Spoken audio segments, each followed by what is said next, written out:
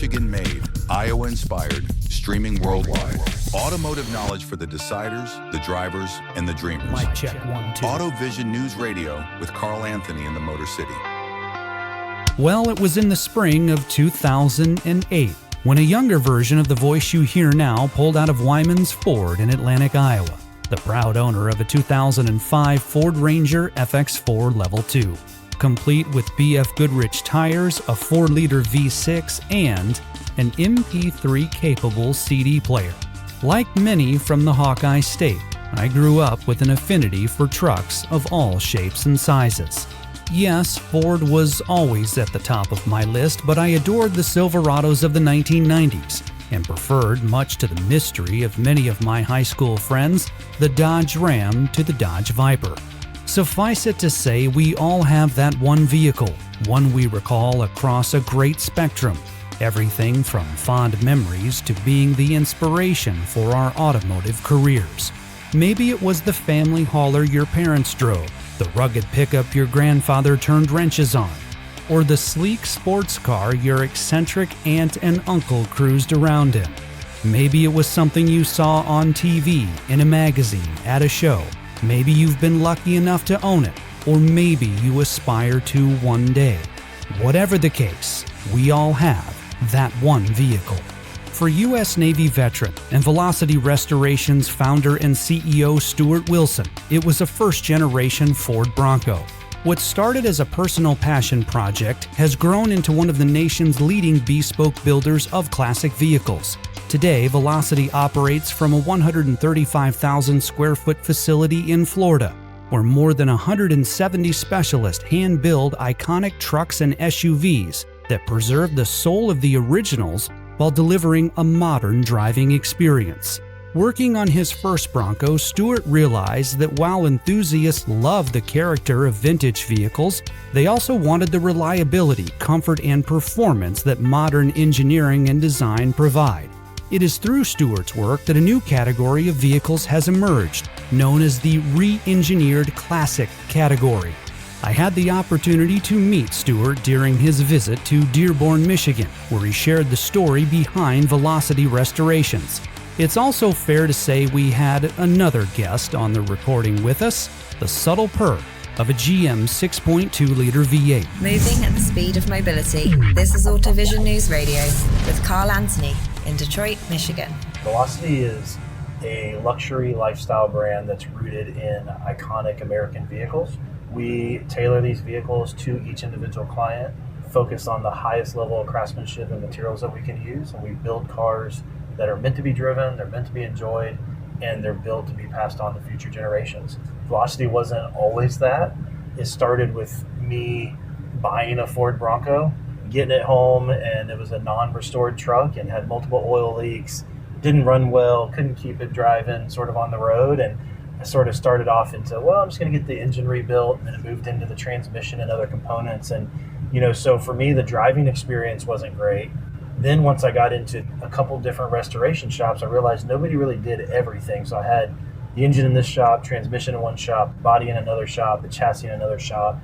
And then that experience was horrible. So finally got the vehicle all back together, and tight times after getting out of the Navy and, some other choices that I made, but at the end of the day, I had to sell that Bronco.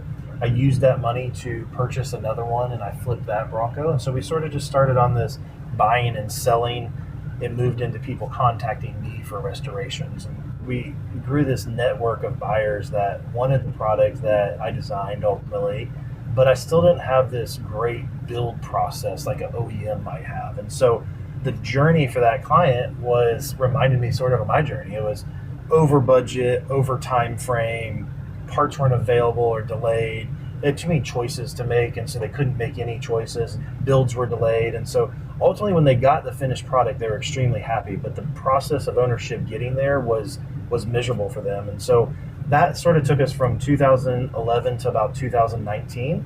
And then I said, hey, I'm going to take all the most requested options that we have, and I'm going to spec build a truck. And so I spec built this first truck. Client bought it. He picked just the paint color, black paint, brown leather. And when he got that first truck, number one, he got it in 6 weeks. He was super happy. And he said, this is the best custom vehicle I've ever owned. And for me, it wasn't custom at all because all he chose was paint and leather. But for him, because he got to choose that, it was custom to him. And so that sort of clicked in my brain. And so we did some spec builds from 2019, 2020 while we were still doing all the custom work.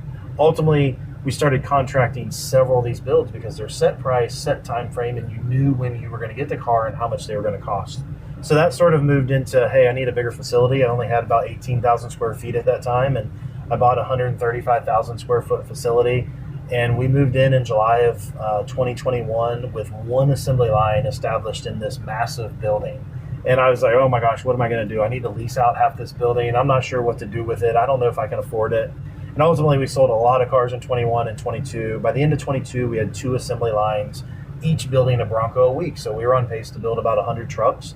Clients were happy, contracts were coming in, and then the client was so happy and loved the experience, they wanted another product, but they didn't want another Bronco. I didn't want to bring those people back into the custom world that I had sort of pushed myself out of because it was so difficult.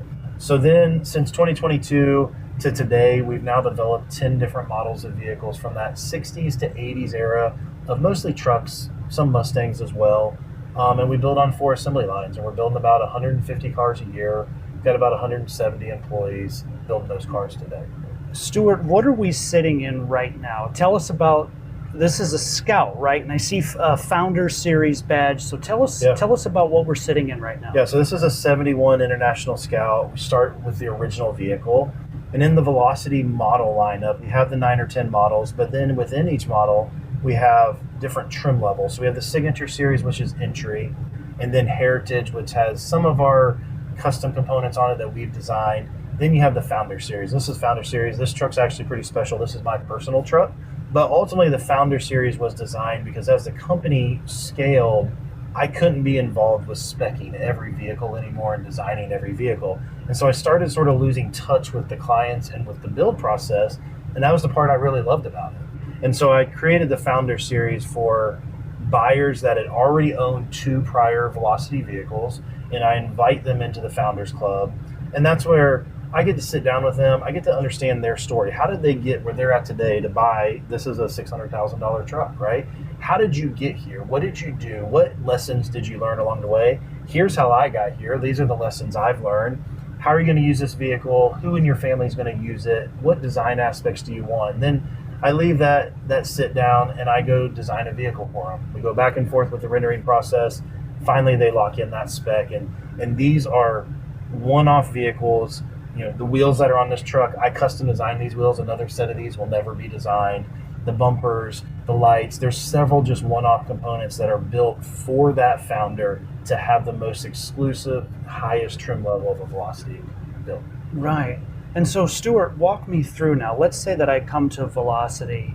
What's the process like if I'm a potential customer? Maybe I have an idea of what I want. Maybe I don't know what I want. Maybe I just saw the website and I thought, wow, there's a lot of cool vehicles here. Walk me through the process of working with you. Yeah, so we sort of have 2 different avenues of the buy process. Number one, we're in Pensacola, Florida. It's not the metropolis of the country, and it's not the easiest to get to through airports and things. So we only meet about 10% of our clients. So about 90% are purchased online. Okay. Come through the website organically, and they, for the most part, they understand which model they want. They have an affinity to it as a child growing up. Dad had one, wife wants something. If the kids are involved, they want a back seat. They don't want a bench seat truck. So they already have a pretty good understanding of what they want. And so when they make that initial contact, we understand, same thing, who's going to drive it, how do they use it, where is it being transported to, and what's your time frame. And so we see about 30% of our clients where they still want to get in and they want to touch the samples, they want to feel everything, they want to make all those choices in the build process, and that's great. It takes about 60, 90 days to sort of lay all that out, and then it takes us about 4 months to build those trucks. Then the other side of it is about 60, 70% of our clients buy straight off our showroom. So we take historical numbers of colors and options and say, okay, hey, we're going to build 3 Brittany blue Broncos with hickory interiors, with diamond, with these upfit or these refit options on it. And we put them in a showroom, and they always sell because ultimately some people just want it that weekend, and they need it for a birthday, and they need it for a holiday. And so They know they want blue, but they're okay that you spec it the way they want it. So that's sort of the two different buy options that we have. Right. What defines a restomod? What is meant by that term? Yeah, so we sort of see a couple different levels, right? You have the vehicle that I bought originally, which is like an original vehicle that some guy in his garage has tinkered with. Then you have what is sort of at Barrett Jackson and what you see on these auctions, where there's some lower level builders there that are doing, fuel injected engines, overdrive transmissions, air conditioning. You got a lot of guys that are still building at home and running them through the auction. No warranty, no client experience, no quality process, no engineers behind it. Then you have restomod, and restomod is really where most of the competitive landscape builders sort of play in. And it's similar, but they have a little bit of client experience behind them. There's actually a company there that if you have a problem, you can go back to a company. But the vehicles all have modern drivetrains, modern engines, fuel systems. This car has wireless phone chargers, power windows, air conditioning, things like that. So that's restomod. Then we have really defined, and you're starting to see other people use this term now, re-engineered, where we are not utilizing parts off the shelf from the aftermarket supply chain, right?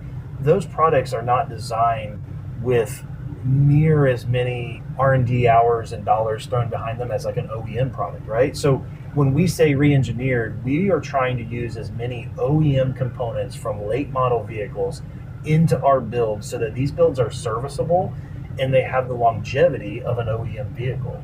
And so we're re-engineering them to be outfitted like an OEM vehicle. And there's limitations to that, obviously, but that is how we're going about the process compared to most of the competition. Sure. On your website, Stuart, on the homepage, there's a beautiful picture there of your factory, of your facility. Yeah. And I know we touched on this a little bit, but tell us a little bit more about the factory. Yeah, so 135,000 square feet, about 170, 175 employees, depends on the day a little bit there. But if you can imagine one big, and this factory is actually cool, it's from the 60s. It was a plywood factory at one point. It has a rail spur that comes into the factory. It also remanufactured military planes at one point. So this is a heavy industrial, 300 people, 400 people have worked here, big, long factory. And when you look at the factory, there's 4 assembly lines, and those assembly lines have roughly 12 stations per assembly line. And that vehicle starts in station 1 on a Monday. It goes through the metal fab department. Station 2 is exhaust, roll cage, and bumpers, and then it goes off into the paint shop. And paint shop is station 3, where the body work is done. Station 4 is paint, and then it starts in the actual mechanical assembly process, where chassis, engine, drivetrains assembled, then electrical goes in, then we press up the air conditioning, the fuel system, the coolant system, make sure there's no leaks, make sure it's running. Then the body's assembled with the interior. It goes off to test and tune, through QC, off to detail, and then it ships. And so that's sort of like this long process. The techs work in the same station every day, so they become really efficient and really good at what they do. Competition doesn't have assembly line process. They don't have the QC checks and engineering behind it. And that person might build a Bronco, and then next week they're building a K5 because they don't sell 100 Broncos a year, so they can't have that repetitive work where you pick up quality and efficiency. Right. That very first Bronco, what was it like the day that you got it, when you were driving it? Did you ever have any idea that it would inspire all of this? Yeah, so interesting, and I've got a lot of friends that are in this space, and they grew up loving cars, and they were the gearhead. They could work on anything, they could fix anything. I wasn't that guy. I was mowing yards at 12 years old, and I could keep my lawnmower going and my weed eater going, but I wasn't working on cars.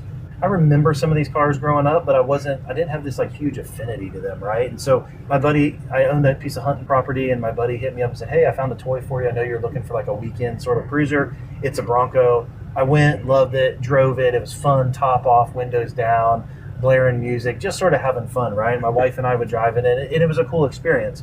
But then almost the journey of it through the restoration process really soured that and ruined it. And so once I went about it as a business, I didn't get into it as a gearhead that I wanted to turn wrenches. I got into it as, how do I make this experience better for somebody? How do I solve this industry problem of people, like there's so many shops that take deposits and never build the cars, and they take your money, and 2 years later you still don't have the car, and you get no client experience, and you have no warranty behind it.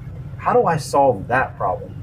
Once I started solving those problems, and then I fell in love with the vehicles during that design process and the driving of it. And, you know, it wasn't this truck, but I took my K5 Blazer on a 3,000 mile road trip in 5 days. That was fun. That was cool. I fell in love with that experience after I solved the other problems. Right. Stuart, you may have heard this before, this idea that maybe young people aren't interested in cars. You sometimes hear that narrative. So when I started the company in 2012, I would say, using general terms here, but I would say that our buyers were 55 to 65. Sure.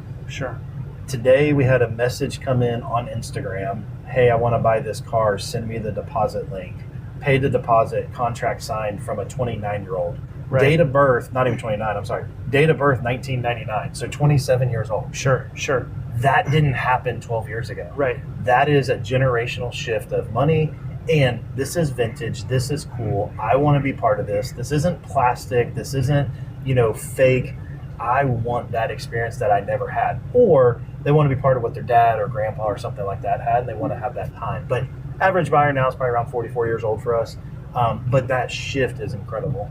And do you find, Stuart, that these buyers, are they taking these vehicles to shows to display, or are they really driving them? We have a few buyers that take them to shows. Sure. But, we really sell the lifestyle experience, the kids in the back seat getting ice cream, having fun. The kids in the back seat with the surfboards. I saw one. I was out in the Hamptons this past summer, and I was in Montauk, and I saw one of our trucks, and I chased it down. The woman gets out, bathing suit, board shorts, kid crawls out of the back, surfboards on, truck's full of sand. Yeah. She's just out driving a truck, just loving it. She just pulled up on the dunes, went surfing, came back. They were hitting lunch. It's their life, right? And that's what we enjoy seeing. And the trucks are meant to be enjoyed and driven and passed on. We hone in on that.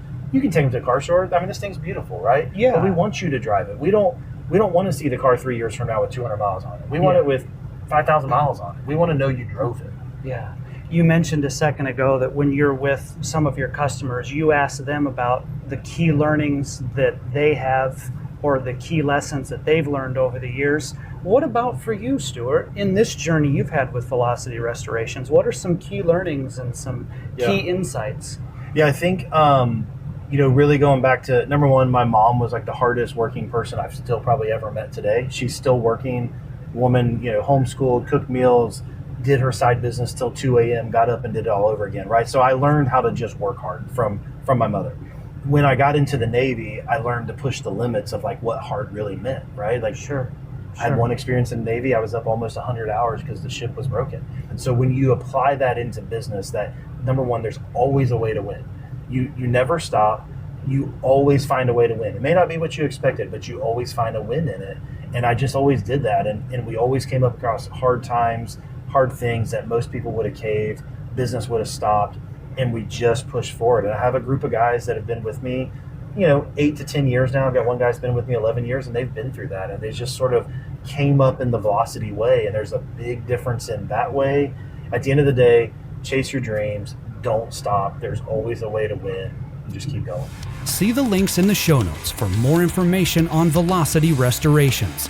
AutoVision News Radio is a Detroit Deep Media production, available on all major podcast platforms.